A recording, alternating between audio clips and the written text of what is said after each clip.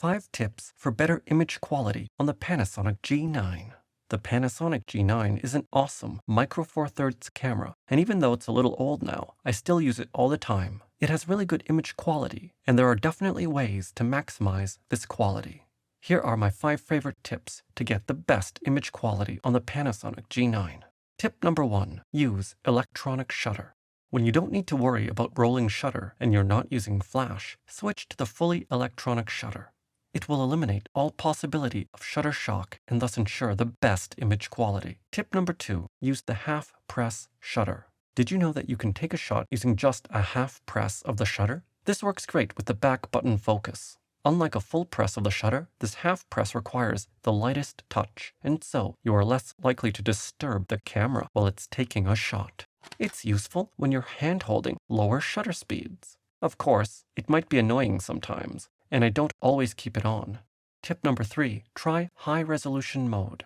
If your subject is completely static, like in indoor macro photography, and you're using a tripod, use the high-resolution mode. It outputs a huge 80 megapixel RAW file, and it definitely increases quality. Check out my video on how to use it.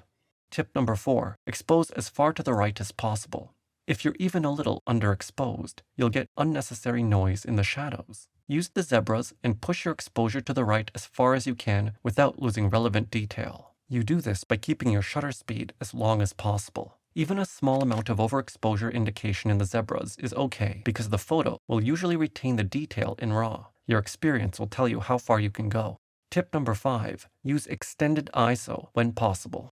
Now, extended low ISO is indeed almost useless on some cameras because they just overexpose at base ISO and then lower the exposure after the fact. You can see this on the Nikon Z6 histogram, but not with the Panasonic G9. You can get slightly cleaner shadows without compromising the highlights that much by setting the ISO to extended 100 and making your shutter speed twice as long, which is very useful for high dynamic range shots. That's it. I hope these tips help you get higher image quality with the Panasonic G9, but if they didn't, take solace in the fact that you're not shooting with a smartphone.